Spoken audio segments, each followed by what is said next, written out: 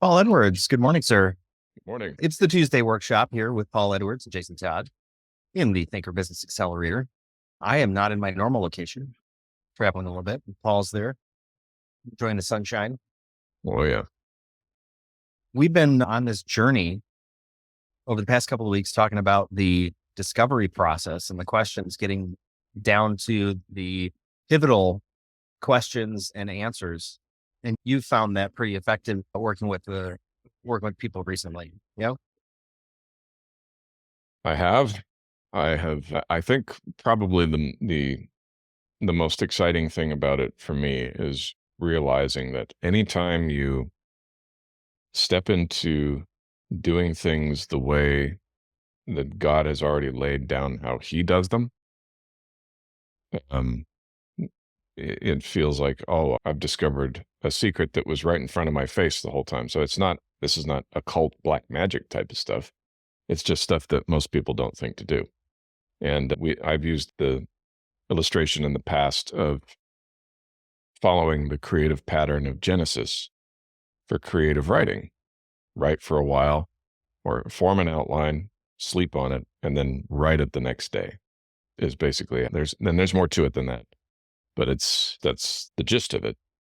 And then I thought to myself, if you were a founder like we're pursuing with this offer, particularly a founder who's getting closer and closer to exiting, retiring, selling the business, whatever, and you really care about attracting the right kind of buyer who's going to be faithful to your vision, make it their own, but not cause a massive departure from the foundation that you built.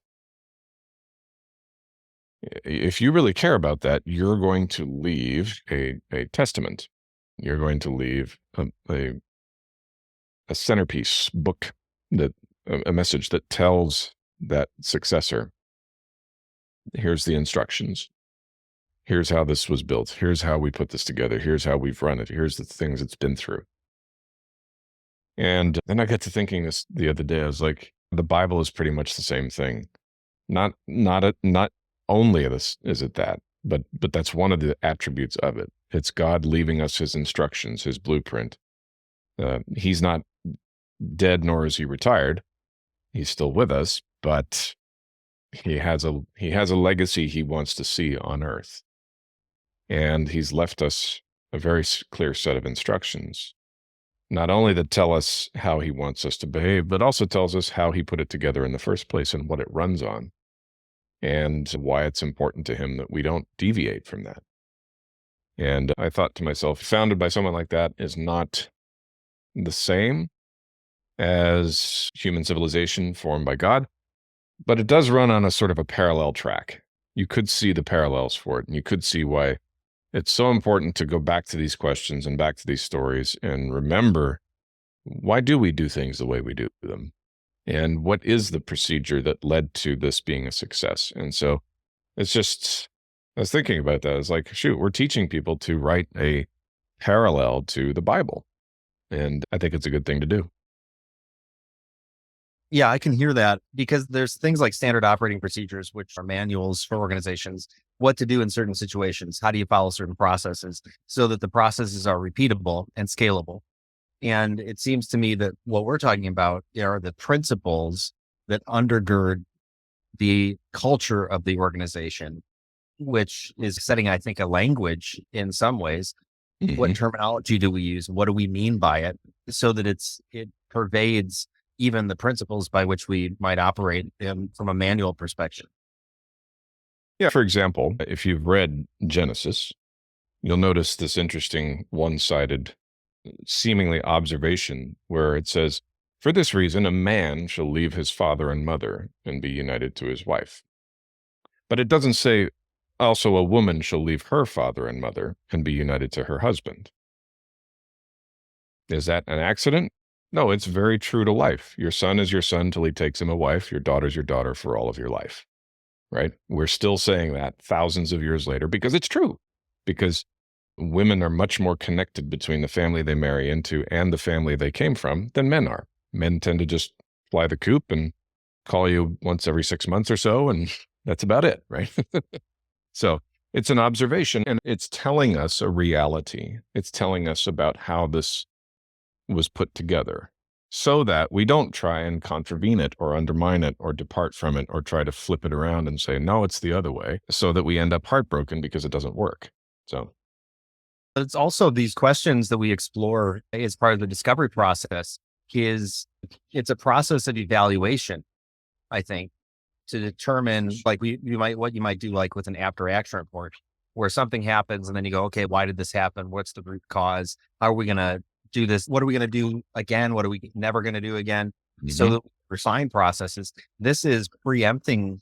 It's a preemptive measure to evaluate what's working, what's not working, and what did we learn through the growth of an organization so as to retain not only the lessons, tactical pieces, strategic pieces of information, but really to be able to evaluate and then pass on to other people in the organization the feelings. I think maybe the feelings that stir up, which I think is why story is so important, because you really have to capture the feeling of the culture much more so than the tactical nature of the culture. Does that make sense? yeah, I was just finishing a book on the plane a couple days ago by Mark Messier. And so if you're a hockey fan, Mark Messier was part of the Edmonton Oilers dynasty in the 80s. He succeeded Wayne Gretzky as the captain and went on to win a fifth Stanley Cup with the Oilers, and then went to New York City and won one with the Rangers as well. His book was appropriately titled No One Wins Alone. And he said something interesting. He said he disliked an NHL tradition of hazings and rituals for newcomers. He said, look, I'm all in favor of newcomers earning respect in an organization. And maybe you do something like have them work with the trainers and make sure that they appreciate that the trainers are not just there to clean up their messes, right? I'm all in favor of that. But humiliating people as a test of whatever you're trying to get out of them is not me. And I thought that was really interesting because I'd heard a few other perspectives on that from other NHL players, and they didn't seem too bothered by it, but he really didn't like it. And he was known for, he was an extremely competitive and aggressive player, but as a leader, he was exceptional. And I just found that as a very good example of what you're talking about there. I also was thinking of right at the outset of what you said, you mentioned going back and doing like an after action review and trying to trace accidents and mistakes and poor outcomes to their origin source. And it made me think of this sort of blasé phrase we throw around, accidents happen, right? Which is true, they do. But so does intentionality. Intentionality happens too, right? And I wrote that down. I was like, accidents happen, but so does intentionality. And if intentionality can happen as easily, if not more so than accidents, perhaps fewer accidents would happen. Yeah, I like the review process of like an after action review or after action report. What stood out to me as you were describing, like even after action reports to find the failure points that didn't work well, but there's equally a opportunity to take the other side of that, which is what's been working really well and how is that positively affecting the sustainability of the organization, the momentum of the organization, the thinking of sales culture. So some sales cultures are really good and some are not great. I think it was years ago, there was somebody working in a jewelry store, friend of mine, and the part of the culture of jewelry stores, some jewelry stores, not all of them, is a sort of a cutthroat commission structure. So it was like on the honor system. If Susan showed a ring and then that couple comes in the next day and they're like, hey, we were talking to Susan. Oh, now you got to like somehow split the commission with Susan. And it didn't always happen. Yeah. Some people were like, oh, I didn't realize they had talked to you.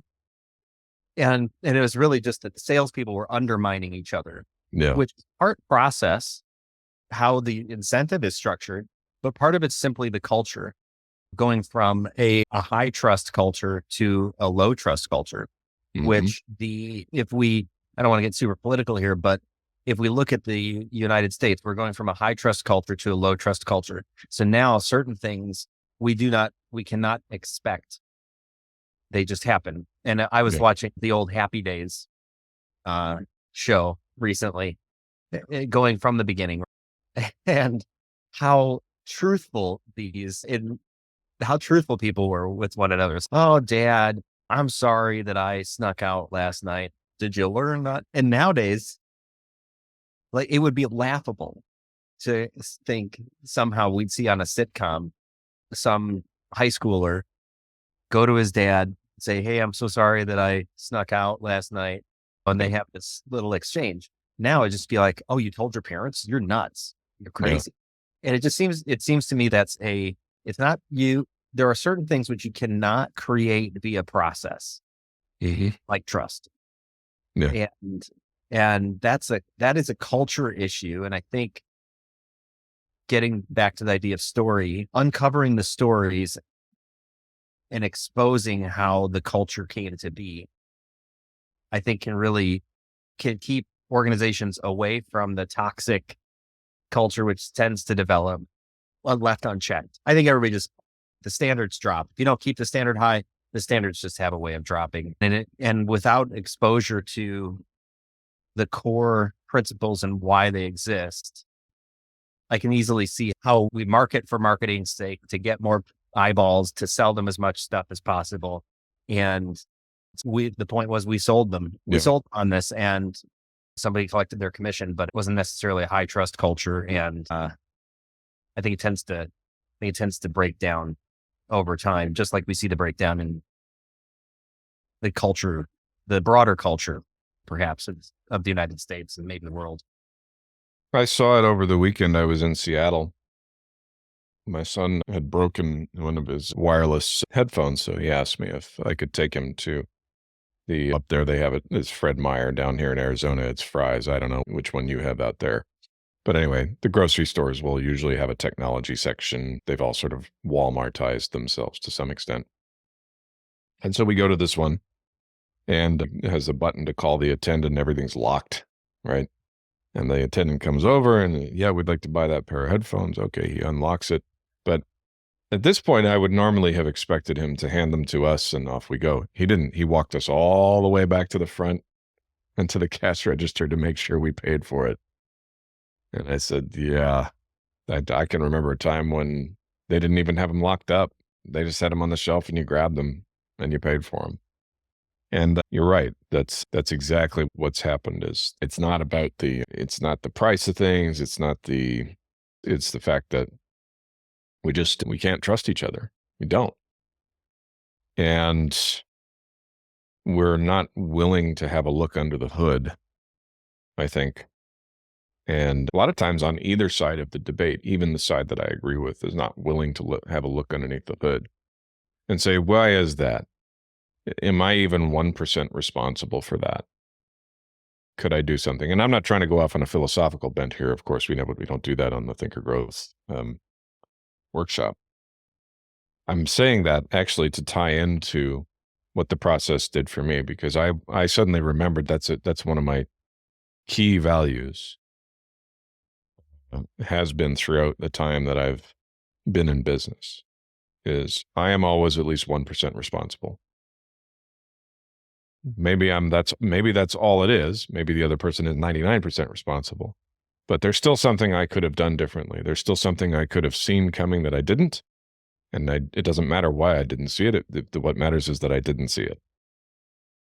And I will put that in the memory bank, right? And next time I see that sign, I'll pump the brakes instead of moving forward, not necessarily knowing any better. And most of the time, I have not found myself in situations where I can honestly say I'm 1% responsible. Usually it's 50-50. Sometimes it's 100% me or 99% me. But I did try to teach that to the team. I said, all of us at some point in some situation, which we don't see coming for any reason, most of the time we're just not aware of it, are going to have to just say, I could have done a better job of communicating. I could have done a little bit more thorough job of making sure I understood. I could have done this. I could have done that. Not to shame, not to blame, just to say, hey, take the ownership of what is yours. And when you do that, when that is one of the values that guides you, now, circling back to what you said, you recognize that if you want the trust culture, the high trust culture, you're going to have to work a lot harder than you probably thought you were. You're going to have to assume more responsibility than anybody would necessarily say you should, because you internally care about that. Because no matter what happens, if I'm exiting this company, some things are just going to change. They just have to. It's a different generation. It's a different person. It's a different set. But then there are things that are not unique to one generation or another. Then there are things that matter forever, that are never going to go out of style, are never going to be unimportant, and they're not going to change either. And so you have to be willing to answer the questions and tell the stories and uncover the nucleus of what led your company to become what it is. Yeah, I think there's a tremendous amount of opportunity for organizations to really discover maybe it's not the origin story exactly, but part of how we phrase it. It's not just the origin story, but it's the maturation story of the organization. And I think that there are a lot of gaps that are missed there because they don't ever bubble up to people who can do something about it. For instance, I was drove 3.5 hours yesterday down to the farm. And I thought I needed gas at some point in time. And I thought I'm going to do somebody a solid here. So I was going to stop at this gas station called Family Express. Just a little family. I was like, oh, cool. Family Express, little family gas station right along the highway. I could have stopped at Petro, big old truck stop. And then there was another large chain nearby as well, as you can imagine, all clustered there. But I'm Family Express and be a good guy here.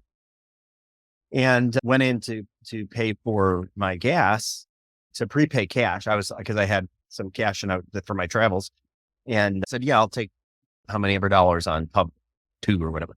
Mm-hmm. Get a $100 bill. And this young guy looks at me dumbfounded and says, I'm going to need something smaller than that. And I was like, what? What do you mean you're going to need something smaller than that? It's a $100 bill.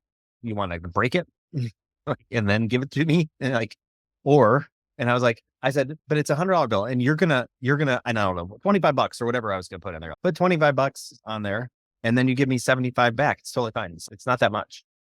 And that's the exact amount that I can, that's the only amount, that's the maximum amount of money I can have in my drawer, $75. And I was like, so you can't take my 100? No, you got to. And I was like, should I add? And now I'm starting to get a little persnickety. I'm 2 hours, 45 minutes into this drive through Chicago. And I was not having it. And I was like, that is the most ridiculous thing I've ever heard. And he just continued to stare at me. No solutions, just stared at me. Yeah. And I'm like, all right, I'm going to go across the street then.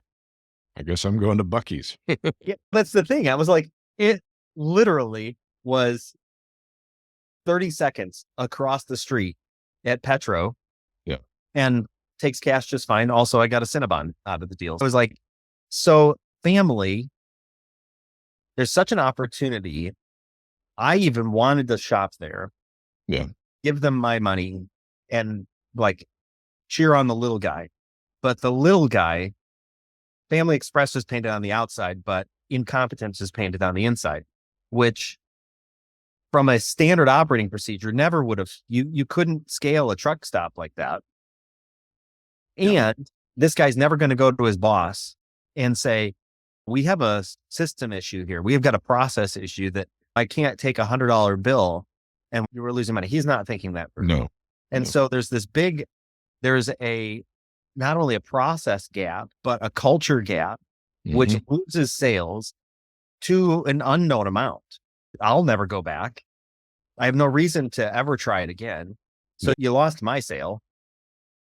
and whoever else I would have brought in there to get snacks or whatever. And it seems to me that there's such an opportunity, particularly for the small companies, because it is their culture, which has the opportunity to really set them apart.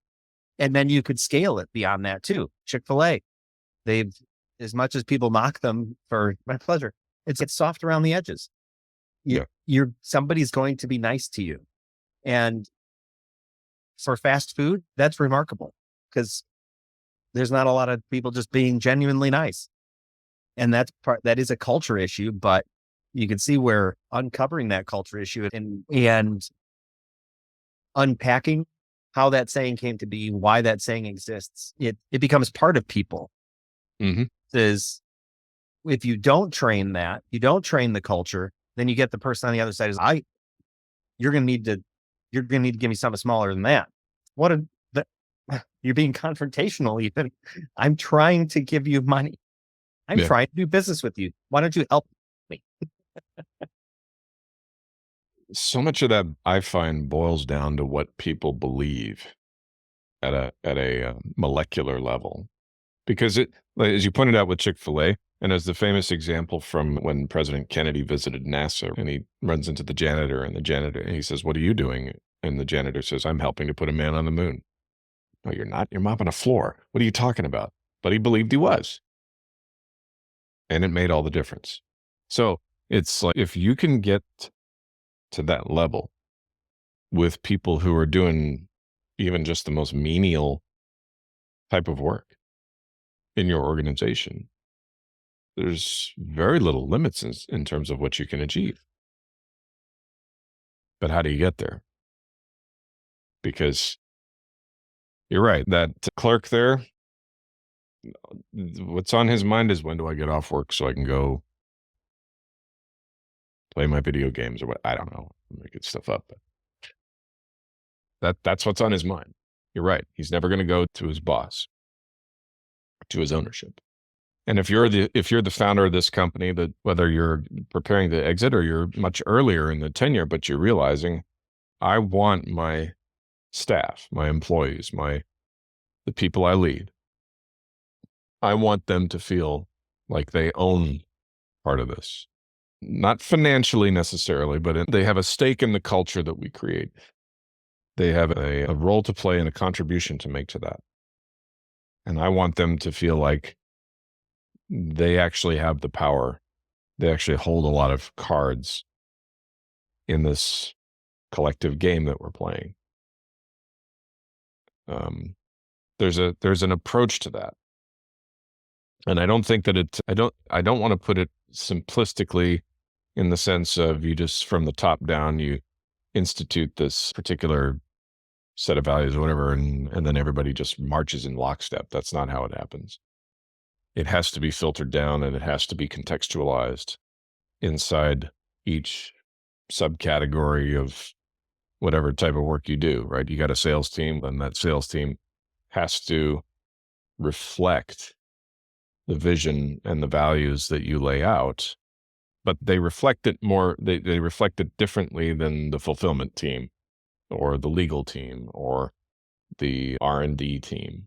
Everybody's going to have a unique reflection on that, and that unique reflection needs to come from them, which means you need to create the set of circumstances where they feel like, if I chime in and say, I think we should try this, it'll be taken seriously.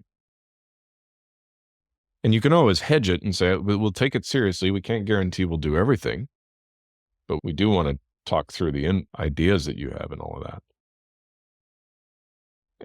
But again, there's what separates the men from the boys on this, because I've been in plenty of places where they send you a survey, or they send you a, how did we do? Or they send you they have the suggestion box, and nobody bats an eyelid at it. Everybody knows it's a waste of your time, because they're going to go right on doing things the way they've always done them. And they don't sincerely want your input. They just want to make it look like they want your input.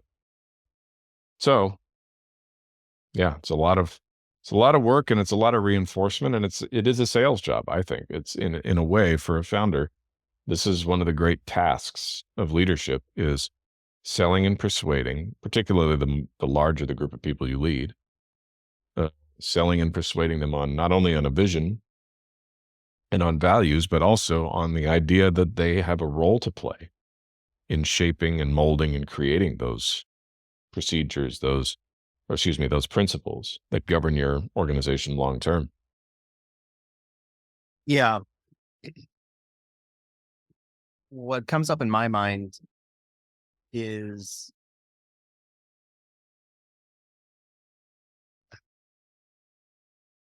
that that implementing culture, yeah, probably requires different personalities, different strengths. And it's a bit of an impossibility to embody it in completely in oneself. Hmm. Here's what I mean. If we really want people to feel loved, let's say, some people are better at that, like just genuinely taking care of people. Some people are better at that than others. I would not say I pride myself. I think I do an okay job, but it's effort sometimes. Whereas some other people, it's not effort.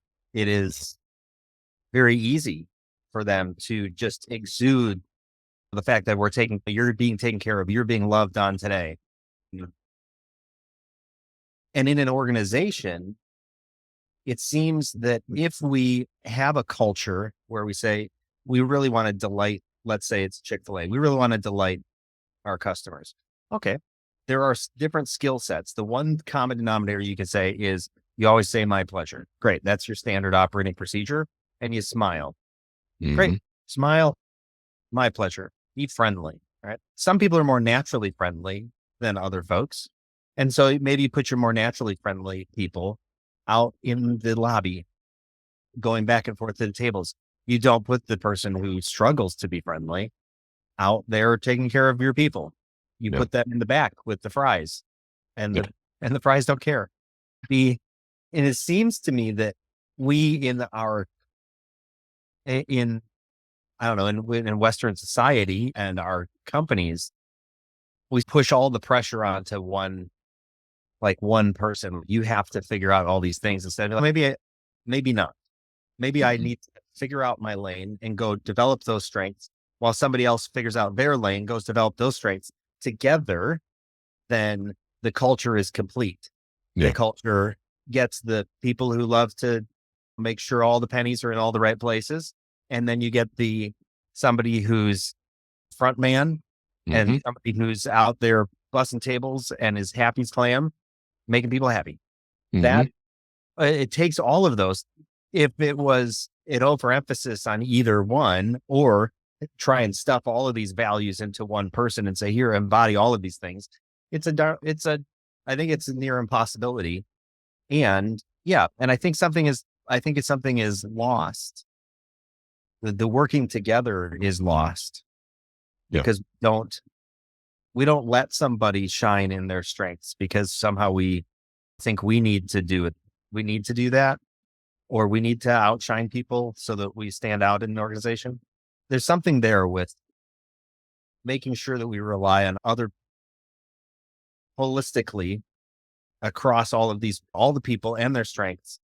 Let them deliver the culture. That's my point to what you were talking about, that you want folks who will live these principles out, and they have to live them out there in their own unique way, with their strengths.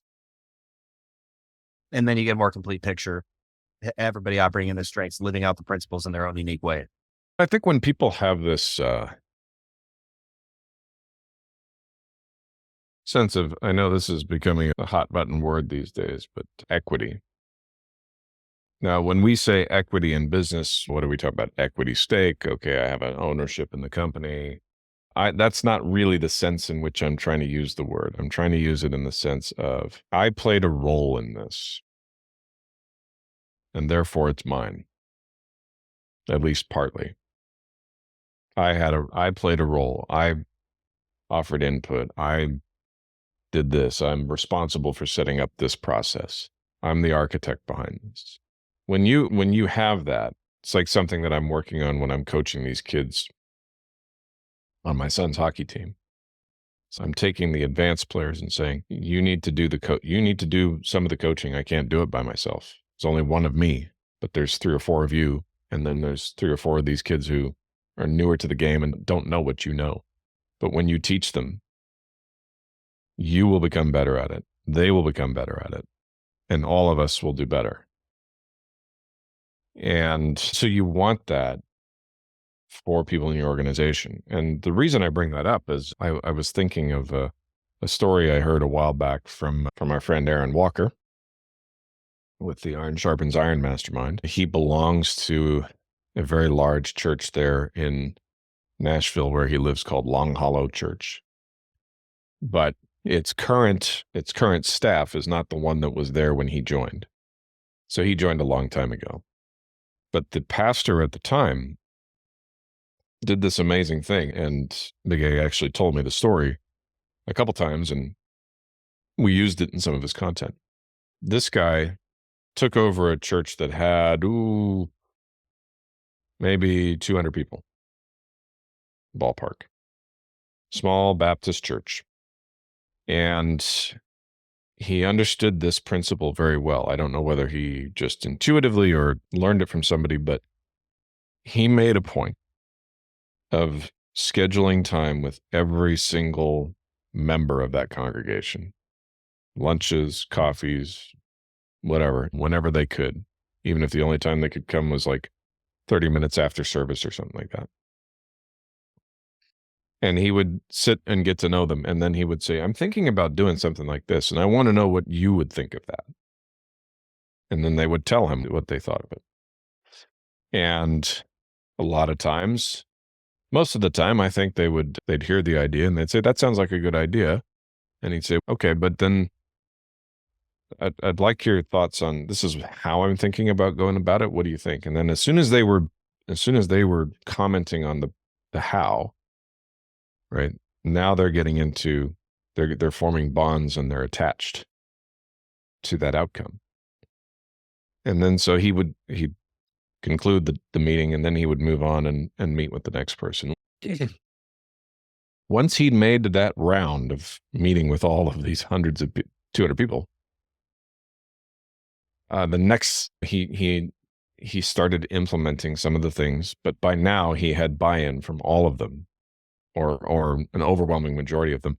So the churches are famous for Pastor so-and-so changed the color of the carpet and I don't like it. Or they got these new pews over here and I used to sit here and now I can't sit there anymore, right? Or they changed the music style and I don't like this music style. And all these funny things that go on. He implemented one change after another and nobody opposed him because he'd got the buy-in first. And does that mean the church had zero problem? No, of course. They had problems. There was probably a couple of people here and there who didn't like it or something like that. But the factiousness of the unexpected change that rubs people the wrong way, none of that was there the way it normally is. And I thought that was a really beautiful example of how, if we'll do that homework, if we'll take that time, and that's hard with a group of 200 people. It's even harder with a group of 2,000 people. But you got to start somewhere, because if you don't, then you leave it open, like you've talked about with the story of the disrupted sidewalk in your city. You leave it open to people peppering it with their own interpretation and their own subjective bias, and it doesn't end well. Yeah. It seems to me that with a basic explanation of why something is going to be done, any reasonable person will generally get on board. And even if they're not on board, they'll at least understand where you're coming from. The other thing that I think about is these things take time. And I wonder, in our fast-paced, sort of frenetic society, do we give each other enough time to really change, to really absorb, if we're talking about the culture of an organization, to really become part, let all of those things settle, because it can't be done instantaneously. And sometimes it could take months or years. It's like I would hire folks. So it seemed to me like people would become productive autonomously after about 2 years. Mm-hmm. Like it takes about 2 years to just settle in and then get everything up to speed to the point where you're just like, yeah, I know what I'm doing. And you can see that in other folks. And yet I think founders tend to expect more immediate results. Yeah. And if it's a real culture thing, I think you want it to move slowly. You want to grow it slowly over time to really let things settle and cure. You don't want it, you don't want it, maybe you do want it quickly, but it's not going to cure well. And when it doesn't, it's not usable. It will fail faster. So give people the time to really absorb the culture, which back to where we began, we're talking about that discovery process that we put folks through at Emissary to uncover what makes their culture unique, and not only just unique, but valuable. And then we help founders put that culture into a book that explains the stories that are pivotal for that founder, pivotal for the organization, pivotal for other team members, employees, customers, so as to be able to affect positive change in sales, because now potential customers know more about that organization. They know about the people of the organization, the heartbeat of the organization. Also for HR purposes, really reinforcing the culture over time, onboarding new employees, and then I think increasing retention, because people begin, like you talked about, they understand why things are done the way they're done. And then from the founder perspective, the third value there is that founders need to leave. They have a responsibility to leave a legacy, I think. Don't just disappear. Okay, if you're not going to just disappear, how are you going to persist your mark in the world? Not for the necessarily the sake of your mark. I think some people might feel they might rebuff that a little bit there. I don't want to leave a mark for me. That might be true. But if you've already made a positive difference in your organization and you intend to continue, then you are responsible for leaving a legacy. Not so they'll put your poster on the wall necessarily, but so that your unique value in the world can persist beyond you. For those three values, sales, HR, and founder's legacy, we help founders uncover the pivotal stories and thereby, align everybody. There's an interesting thing. You probably know this, Jason, but I didn't know it until a year or so ago. There's this book. There's the 5 books of Moses, and there's the 5th book is called Deuteronomy. And you might, if you have a elementary knowledge of Greek roots, you might be able to see the DEUT and think two, right? That's the transliteration to English. And in fact, what the Greek Deuteronomos means is second sermon, or second time around, second repetition. And that's interesting because a lot of what Moses says in Deuteronomy, he's already said in Numbers and Leviticus, and to a certain extent in Exodus as well. And now he's repeating it. And why? It's hard to say that it's for Moses' glory, because Moses was known as the most humble man on earth.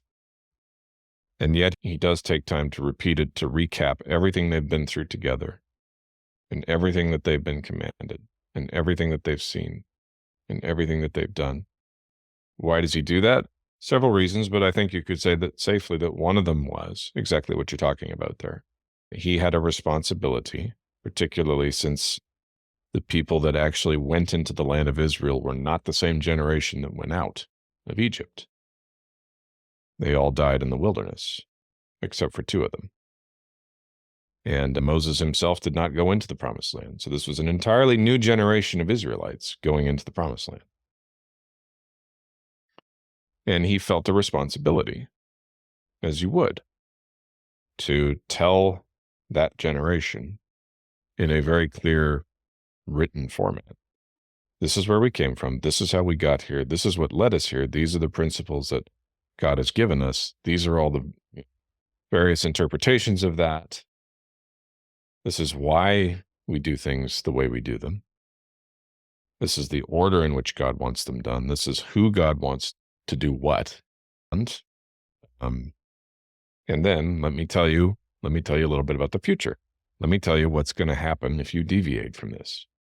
Let me tell you why, just exactly why we were ordered by God to obliterate some of these other cultures, because they had deviated so badly, in fact, that they were irreconcilable and incompatible with our culture. We could not live side by side with them.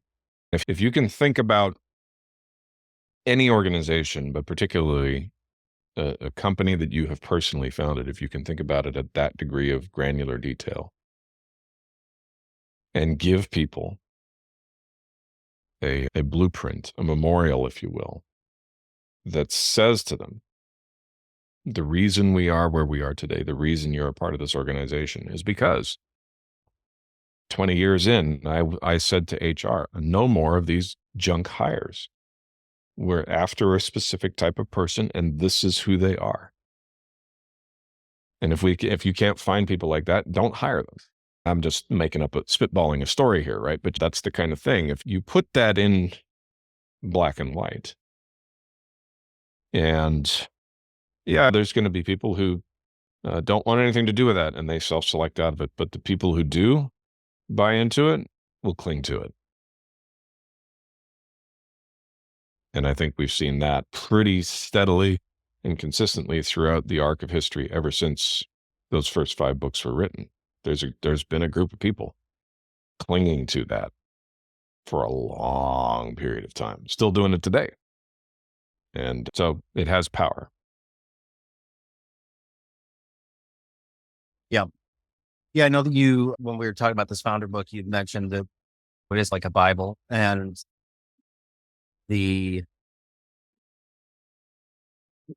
or call it a constitution.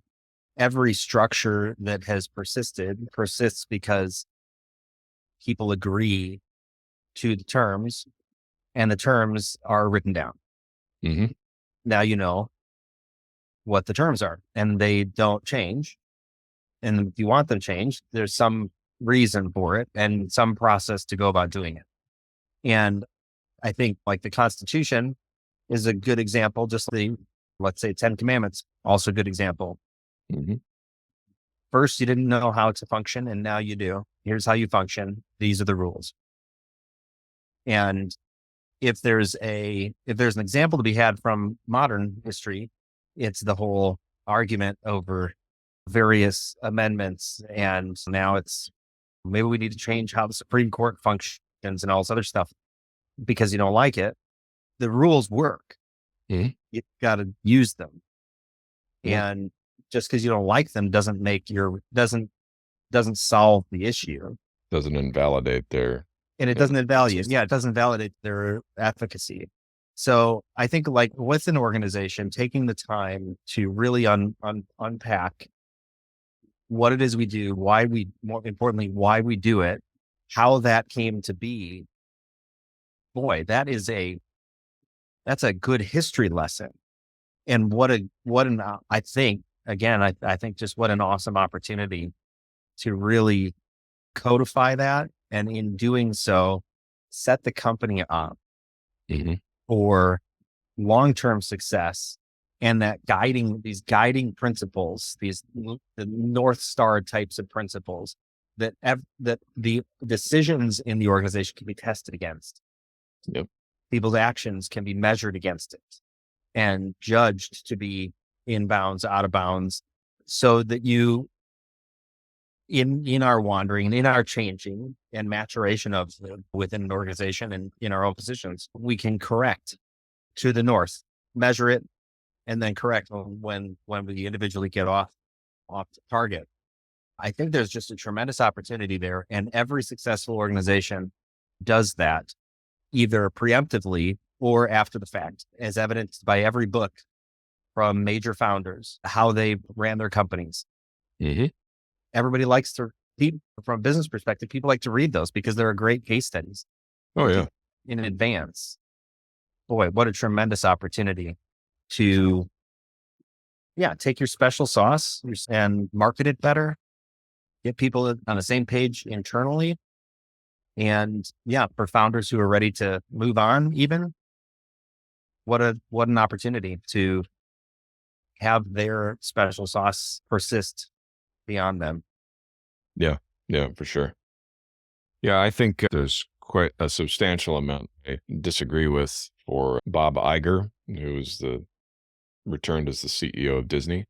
But I read his book, The Ride of a Lifetime, and I found it very interesting.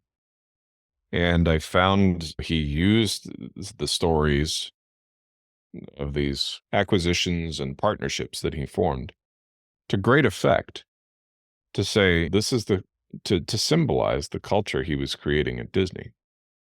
And the story that comes to mind is the one of him repairing the breach that had been left by his predecessor with Steve Jobs, who had by this time had been ousted from Apple and had gone on to form Pixar. Uh, Coinciding with that, Disney's animated films were on a steep decline in the late 90s. People weren't even showing up to watch them anymore. And they were going bye-bye.